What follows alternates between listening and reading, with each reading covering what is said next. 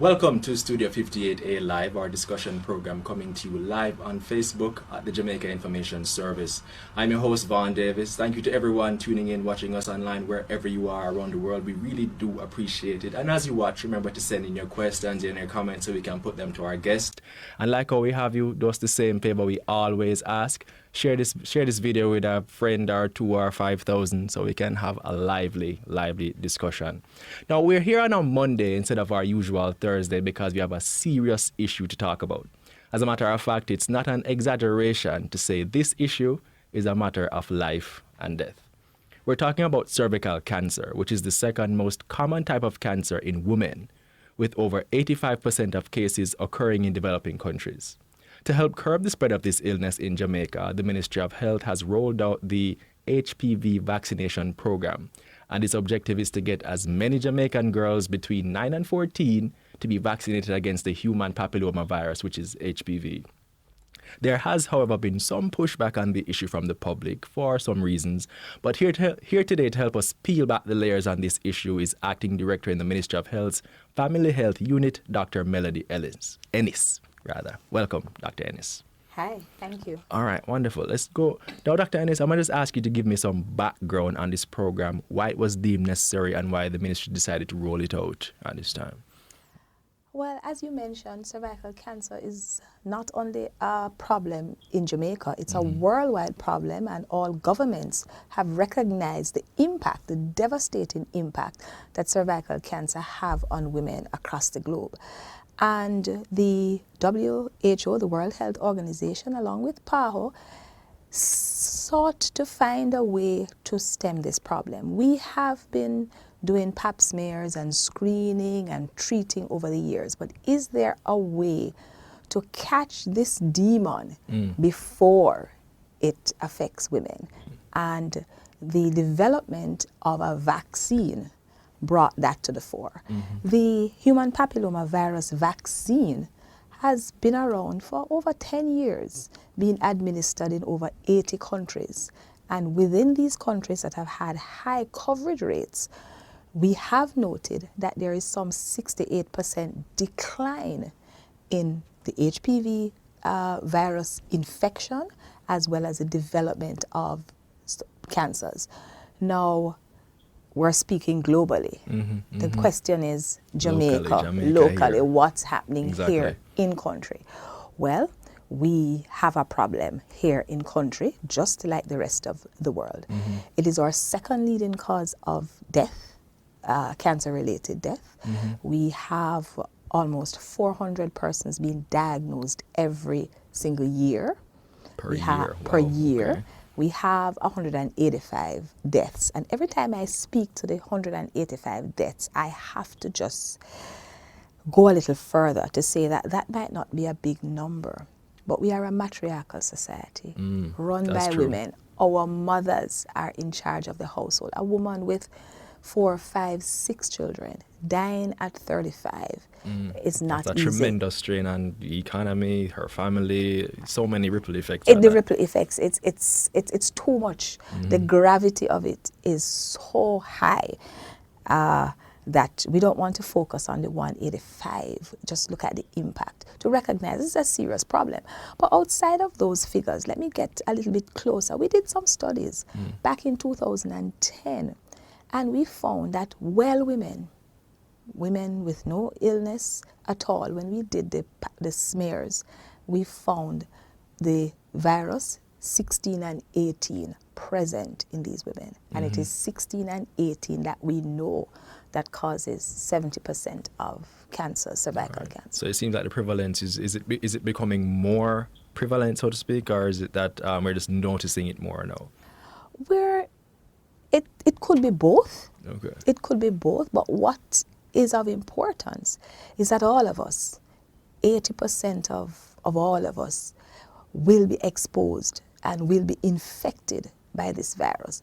Now, a lot of us clear the virus spontaneously from our bodies in about 2 years, but some of us don't. Okay. I can't tell if you or I are going to clear it. I might be the one that is not clearing it and go on to develop cervical cancer. Now, in terms of the program itself, talk to us about how it's being rolled out and what are some of its more specific objectives. As I mentioned, it's targeting girls between the ages of 9 and 14. I already have a question from Ronick Bernard asking about whether or not a person in their 30s would benefit from this vaccine. But we'll get to that in a little while. Let's just discuss the program itself here in Jamaica, how it's being rolled out, and what are some of the more specific objectives. All right, so in Jamaica, we have embraced the WHO's recommendation to vaccinate girls between the ages of 9 and 14. Mm-hmm. At this time, the vaccine works better. It works better in preteens. Mm-hmm. It works better before persons are exposed to the virus. So the immune system mounts a good response when it is given at that time. So the government of Jamaica decided that we would target girls in grade 7. So girls in grade 7, the grade 7 cohort. And for us, when you enter first form, you're about 11 to 13 thereabout. So that is the target. And we rolled out in October, of 2017. All right? And we are targeting all girls entering grade 7. And in 2017, somewhere about 22,000 girls, and that is going to be continued. So for 2018, we have another 22,000 approximately to vaccinate. Are you seeing the numbers that you'd like? Are you getting the take-up from the parents or the cooperation from the parents? No. Okay. I would love to be able to say that we have vaccinated 100%. And that is not so. All right. What are you finding are some of the reasons for the reluctance among the parents, because I would imagine the girls themselves have to get permission from their parents before any kind of thing that can happen. Most definitely. But, what are some of the reasons that you're finding that the pushback is there? The fears. Persons are afraid. There are myths around about the vaccine, how it will affect the girls later on in life. And really, we're just here, not only the Ministry of Health, but all its partners, the Jamaica Cancer Society, Parenting Commission, all of us, the Pediatric Association, Medical Association, we're all here to provide credible information to allay the fears that persons may have. I mean, there is fear, it seems. I'm just doing some research myself. It seems like some of the fear centers around what are some of the perceived side effects, which themselves seem very, very, very frightening if you were to just look at it. So what would you tell a parent to allay their fears about some of these side effects, which based on what I'm seeing includes things such as, it might affect their fertility late in life. There are things like anaphylaxis and maybe some autoimmune challenges as well. So what kind of information can you give them to allay their fears about that? Okay, well, let's start with the fertility one. That one has no basis. Okay. Several studies have been conducted on persons who have received the vaccine and those who have not, one-on-one. And the fertility rate was actually more in persons who had received the vaccine. But there was no significant difference, no statistically significant difference in persons. So that one was put to rest. Now, anybody can get an allergic reaction to almost anything.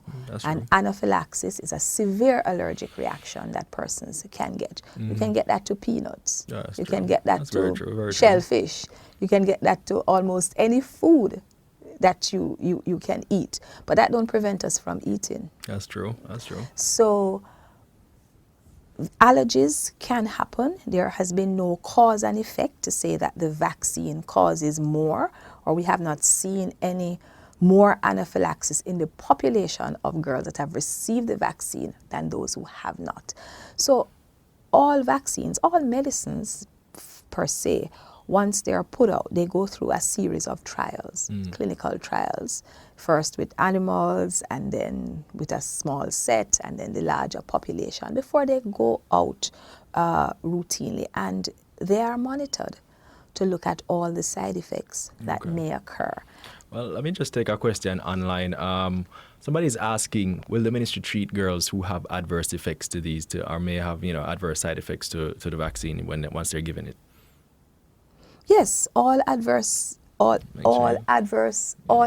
reactions, if it is an adverse reaction, will require medical treatment,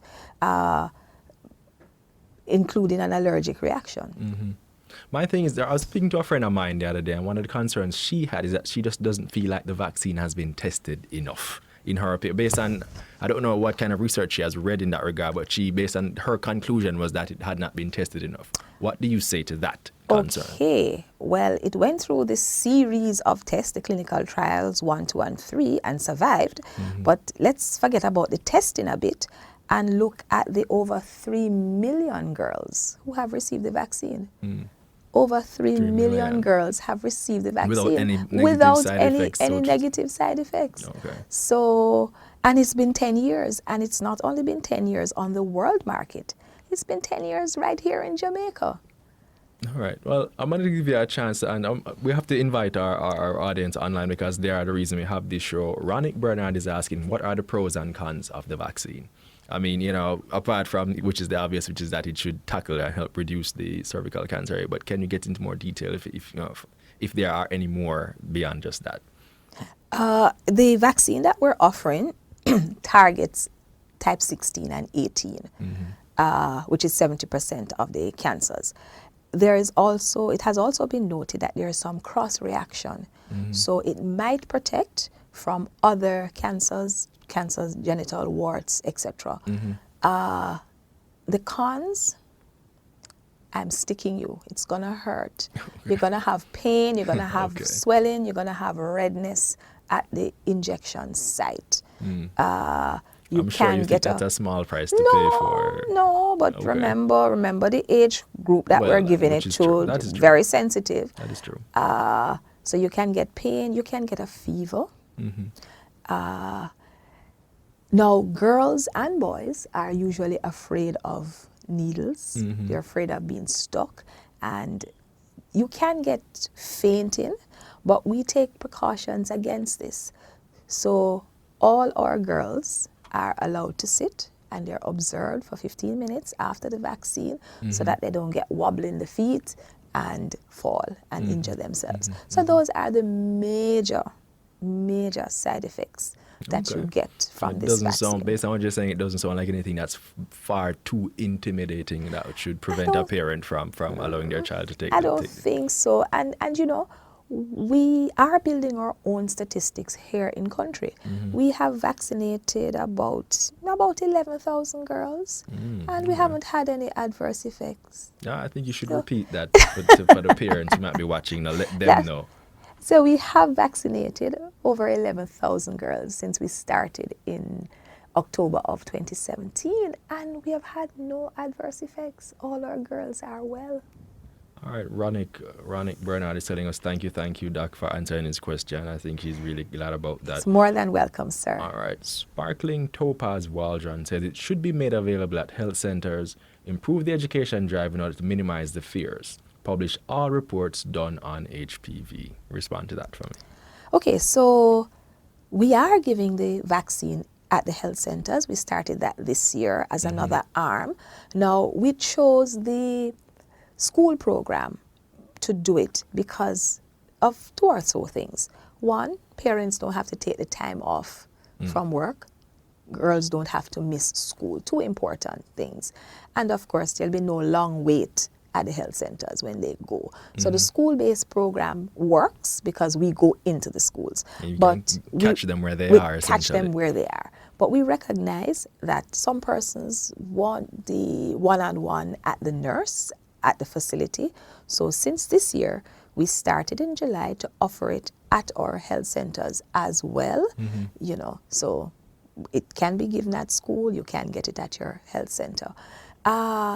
Information is available. We are more than willing and able to give the information. May want the Ministry of Health information so that they can feel a little more safe in terms of making that decision. Okay. You know what I mean? We actually do a weekly report. It's not published, but it's the access to information. It can be made public. But we do a weekly report just highlighting the schools we have visited, the number of girls that have accepted the vaccine through parental consent, of course, and those that have refused. All right, there's another question, Ronick Bernard. Another good question. Can children who had cancer of a different sort before still be given this vaccine?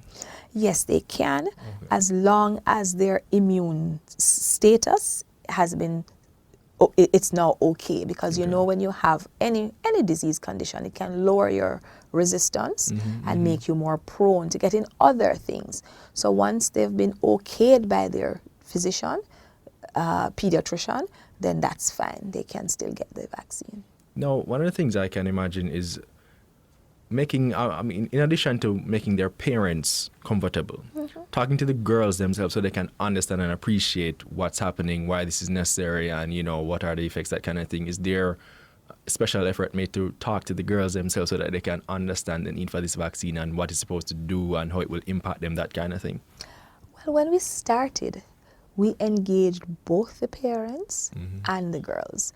There was some pushback at the outset. Parents said, we don't want you to talk to our girls. You can't talk to our girls alone. But over time, we recognize it's important to continue the dialogue with both. So at parent-teachers meetings, at all of the interface at school where the girls and parents are there, we try to speak to the mothers. We tell the mothers and fathers what's happening, and then we allay fear in the girls, because the girls are just concerned really about the stick, Okay. Now, let me ask you this. How is the vaccine administered? How is it done? I understand that there's more than one dose and that kind of thing. So get into the specifics of that for me. Okay, so the vaccine is administered into the arm, into the deltoid muscle, which is where most vaccines are given. The area, of course, is cleaned. You're injected with the vaccine. You are allowed to sit quietly for 15 minutes, and then you are allowed to go back to your class. Okay. Now, the vaccine has to be given twice. It's given today, and it's given 6 months after that. You need 2 doses to provide adequate protection against type 16 and 18. All right. Now, we're here talking with Dr. Melody Ennis from the Ministry of Health. She's talking to us about the Ministry of Health's HPV Vaccination Programme and why you, if you're a parent of a daughter, should be seriously thinking about ensuring that your daughter, you're a parent of a daughter between the age of 9 and 14. Correct. You should be seriously giving consideration to whether or not you have your daughter vaccinated against the HPV, Human Papillomavirus, and protecting them from cervical cancer. Now, Dr. Ennis, there is a school of thought that says, well, before I even go there, can you talk to parents about how it is that HPV develops? Is that something that they contract, or is it something that occurs naturally in their body and then, I suppose, develops? The human papillomavirus is actually the most common sexually transmitted infection. Okay. And 80% of all of us will get that infection once we are sexually active. The good thing with most persons is that, as I said before, we clear the virus from our bodies.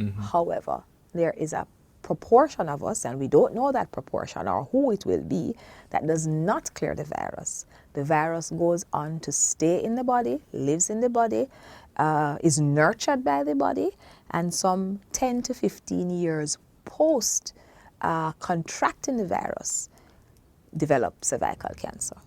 So it's in the body, it stays there, and again, if you start having sexual intercourse at age 21, then 31, 37, that's possibly when you will develop cervical cancer. Now, when you're 37, you're in the prime of your life. Yeah, exactly. Definitely. The prime of your life, with 2 kids, a husband, not ready to go anywhere, a career, not ready to go anywhere.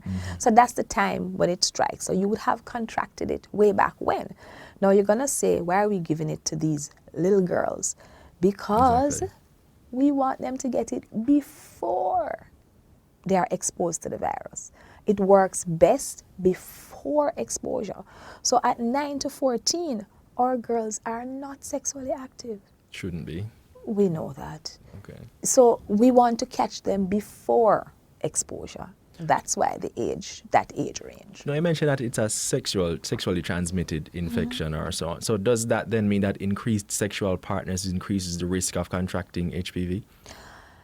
multiplicity of partners, yes, is one of the risk factors for the contraction of the virus, but let's break down this multiplicity of or the numbers of partners, because I'm gonna be biased. Go ahead. And say you are a woman that's faithful to your husband in the matrimonial union, but your husband has 2 or 3 girls. So although you're only having one partner, Right, that he partner comes has several. exactly. Right. So it doesn't mean when we say many sexual partners that you're promiscuous and you're loose or slack, or we connote something that makes you look bad. It's not necessarily so. It can be either partner having more than one partner that can So make beyond us more even just the prone. individual themselves is increase their risk to the partner as well. Precisely.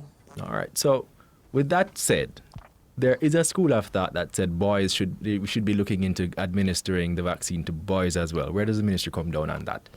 Okay, so of the over 80 countries that have vaccinated with the HPV vaccine, only 11 have vaccinated boys. Okay. Now, we would love to vaccinate our boys, but we understand how vaccines work. And there is this business of herd immunity.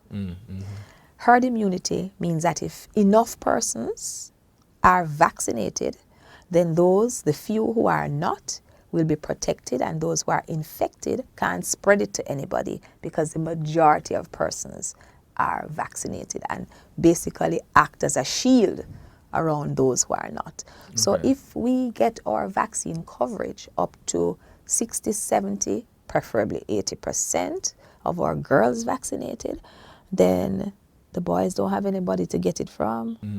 Okay. So the boys will be protected as well. So herd immunity will work. All right. I hear you, Ronick Bernard. Now, he's asking how far are you in reaching children who attend Uartan Primary or living in Lindsay? It sounds like he's defending his territory. Okay, right and I agree. It starts in a little village. That's where we need to start.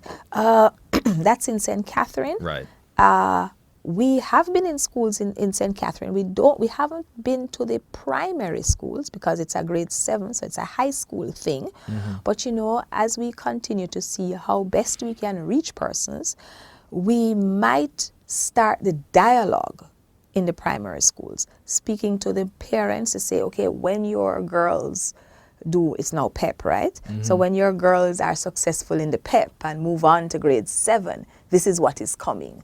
So, we want to try that strategy as well, to start speaking to the mothers, to the parents earlier. All right. Now, just repeat for me again, what's your target? How many girls are you targeting, and what's the overall objective again? It's very important to state it so that the parents can be aware and make sure that they have another reason to ensure their children are a part of the program. Okay, so for the 20s, for girls who entered first form or grade 7 in the year 2017, it was 22,338 girls that should have been vaccinated.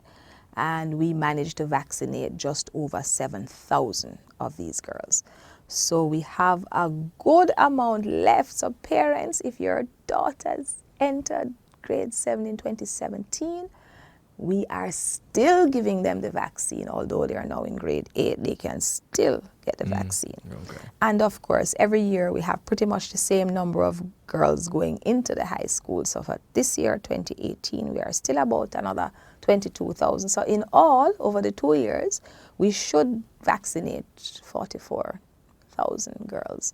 And we have vaccinated to date just over 11,000. Just over 11. Well, we have a question from a Karen Tavares, which I think she may have missed what you said about herd immunity. But just let you have her question and you can rehash it. What will happen to the other 20% of unvaccinated girls if the objective is to get as much as 80%? They'll be protected via herd immunity. Right. Via herd. And we say 80%. I mean, for vaccines, we like 95%, but we have to be real. And it's going to take some time. So we hope to build up slowly, but get to the target so that most persons in country are actually protected. All right. Now, Dr. Ennis, I think for many persons, it's an issue of trust, meaning they want to feel confident, or they may not necessarily feel confident in the public health system to feel that it's being administered in that regard, they might not trust it because they just feel like it may be substandard or it might just not be to the best, to the first world international standards. Can you allay those fears or talk to a person about the extent of preparation and work and so on that's going into this program and how it's being rolled out and administered?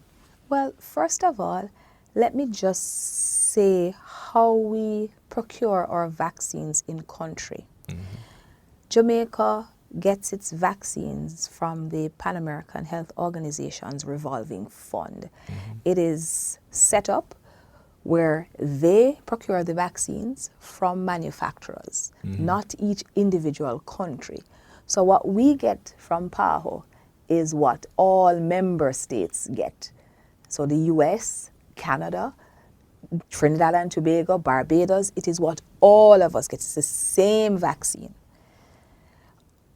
Therefore, there is no substandard quality. And of course, we trust the World Health Organization to know that they would not shortchange their member states. So the vaccine is procured through that channel. It's the vaccine is it's good, it's authentic, it's pre-approved, and then it comes to us. Okay, so that's the vaccine itself. Now the very same vaccine that's being offered in the private sector at a cost, it's the same vaccine we're offering. We're not offering any no-name, no-label vaccine. Any generic kind and of we're not alternative. offering any generic alternative. We're offering the same vaccine that's offered in the private sector. All right. Which begs the question for me, how is your collaboration with the private sector? Because naturally you can imagine there are many persons who, for the same issue of trust, might feel more comfortable doing it in the private sector. What's the partnership with the private sector to ensure that the vaccines are being administered, as wide to, to as many people as possible? Okay, so there's been really no separation over the years with our private physicians and the Ministry of Health. We have partnered for years, and we continue to partner with our private practitioners to give vaccines, not only the HPV vaccines, but vaccines from birth. And we collect data from our private practitioners. Parents, some of them, the program is not geared at this time to obtain it free of cost in the private sector. Because there are lots of monitoring that needs to be done, including maintenance of the cold chain, etc. Those are the terms now that to ensure that the vaccine remains safe. So we are encouraging persons to get the vaccine publicly. If you feel so strongly, you can access it from your private physician, but you might have to pay a fee. Well, just to be clear, is it being administered free under the government's program in high schools? Under the government's program, the vaccine is being administered to girls 9 to 14, absolutely free of cost. All right. And that's 2 doses, free of cost. Well, there you go, free of cost. I mean, that's if anything, that's one advantage already. Free of cost to our citizens. It is costing us. It's not a cheap vaccine. All right. Now, we have a question or a concern from Chloe DeClaude. Chloe DeClaude. Okay. She's saying there are cases of young girls who die just after getting the shot. I don't know.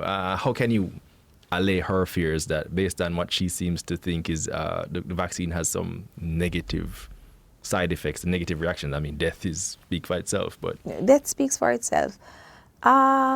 In my research, I'm not aware of anyone dying immediately after receiving the vaccine. I have seen where just about 85,000 reports have gone into the data link system, which looks at conditions that might occur after being given a vaccine, adverse events after being immunized. And those have been investigated and followed, and it has been shown that there is no link between getting the vaccine and any of these conditions that have been reported. Because when you look at persons who have not received the vaccine, the statistical significance is not there to say that they get any more illness than persons who have not received the vaccine. So the claims have not been substantiated to date. Okay. All right, look, say that one more time to the camera and let them know. 'Cause, That the claims of adverse events have not been substantiated by extensive investigations. No, the question keeps coming up, and maybe the person just tuned in, so they might not have heard it earlier. Let's just tackle the question again. Thanks for the information from Sparkling Topaz Waldron. Okay. Thanks for the information. What about persons over 30? So the ministry's program is targeting 9 to 14. That's the ministry's program. Now, and we give 2 doses. For persons 15 to 26, 3 doses are recommended. And just recently, the latest WHO advisory is that it is now recommended for persons up to 45 years of age. Okay? So persons up to 45 years of age can contact their gynecologist, obstetrician and gynecologist, their general practitioner, and have access to the vaccine if they so desire. For those older persons, however, it's 3 doses. Okay. Does that go for men too, or is it just women we're talking about here? Men can get the vaccine, but again, you have to have dialogue with your private practitioner. All right. So I guess an issue of getting yourself informed, doing the research, finding out how the vaccine might affect you, the side effects, that kind of thing, and then making an informed decision. Although it sounds like they'd much rather you just get the vaccine and eliminate the risk to your children. Once again, could you just go over some of those statistics again in terms of the prevalence of cervical cancer in Jamaica, just to drive home the point for us? We would like everybody to just get the vaccine, but no, it has to be informed. You have to make the right decision. So again, I did some little stats for you. Our studies from 2010 show that our overall prevalence in country is about 54%. That's way too high. 54%, so it's over the 50% mark. 71% of persons with abnormal pap smear. So we screen, everybody knows about the pap smear. So 71% of women who were screened had type 16 and 18. That is significant. Then we also looked at well mothers in Kingston and non-pregnant people in Westmoreland. And 80% of those persons were infected with 16 and 18. So it's rampant in our society. We have it. All right, and talk to us again about the treatment cost, because people forget that once you get diagnosed, that's a whole different ball game in terms of the financial, emotional, and psychological impact. Boy, I really don't even want to speak to the financial part, because just the emotional aspect of having cervical cancer is so devastating that it's beyond. But you're screened, you do your pap smear, and we want to encourage ladies this to be done annually. You must do your pap smears. You must, it's a must. And then once, if you have any abnormality, if it's detected early, then we can try and treat as best as possible. And for those who are so unfortunate that go on to have full-blown cervical cancer, surgery might not help, chemotherapy or radiotherapy might still not help, and we just go on to what we call palliative care, making you comfortable until. But we don't want to get to the until. And in all of this, we're talking about thousands and thousands of dollars. We're talking about their inability to work, inability to make the money, to pay. Right, so there you have it, ladies and gentlemen. I mean, it speaks for itself. The impact on your families, it's like your mental state, your bank account, most definitely. Bank account. So it seems like, taking advantage of this opportunity to get this vaccine. Not saying that you should. It's very important that you do the research, find information for yourself, and make an informed decision as to whether you'd like to have your daughter or maybe even your son take up this vaccine opportunity. Now, it seems Chloe Declard is once again, it seems that she's a hard nut to crack. That's fine. She says, sorry to say, but it happened in Europe. It seems like maybe she has some other information. And so it seems like she's a real skeptic. No, that's fine. I'm not sure of all the data that Chloe has, and if and the extent of the investigations that were done, and what study she's quoting from, which are all of the things you need when you're amassing and accessing information, because anybody can say anything on the internet. You have to get the source to see how credible it is. You have to look at the investigations that were carried out. You have to look if there were controlled studies. So there's a lot that goes into our coming down and putting a stamp to say this is the cause. So I welcome her concerns and just want to encourage her to access credible information. All right. I think we're getting close. We've gone past our half an hour mark, so this is where we normally start to wind down. This is where I also take the opportunity to thank those of you who have sent in your comments online. Special thanks to Barbara Jones, Sparkling Topaz Waljan, Ronick Bernard, who sent in so many useful questions, Marcia Scott, Karen Tavares, even Chloe de Claude. We really appreciate what you have brought to the program. You've brought a different side to things, which allows persons to once again go and do the research on their own. We really do appreciate that. Angela Neal, Evan Peralto Nichols, who always sends in comments. We really do appreciate that. All right, so many persons who have interest in this topic. So I guess... And that's fantastic. We need, the interest needs to be there, because that's when questions can be answered. All right, so talk to us more about the what's left of... I know that there was a town hall recently to discuss this issue. What more is going to be done under the ministry's public education campaign to spread their awareness or raise the awareness about the HPV vaccination program? Well, we want to continue the town hall meetings across the island to give everybody an opportunity to come out and hear, not only to hear what we have to say, but hear their concerns. I just want to beg Jamaicans, it's a beg Jamaicans now. We are providing the information. We are having our town hall meetings. Come out now. Come out. The last town hall meeting could have been better attended. For all the concerns that are there, could have been better attended. But we want to encourage persons to come out and share. We want to hear, because at the end of the day, we all have the same goal. It's protecting our people. All right, definitely, most definitely. Couldn't agree with you more on that one as a father. Of a daughter myself, where me and my wife are going to have a discussion and talk about when she gets to that age. She's just 4 now, but when she gets to that age, if we're going to make, after doing the research and understanding and making sure, because we definitely... And lucky for you have some time. Yeah. Some of us don't have the time, right, but, right. Girls are passing the age. And remember, if you miss out on the ministry's free offer, and you decide to take it, you're going to have to pay. It's going to cost you.